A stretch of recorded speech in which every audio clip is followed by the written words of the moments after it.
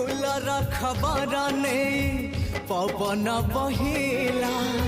से पवन रे मीठा महक खेला फेरी फेरी गला श्रावण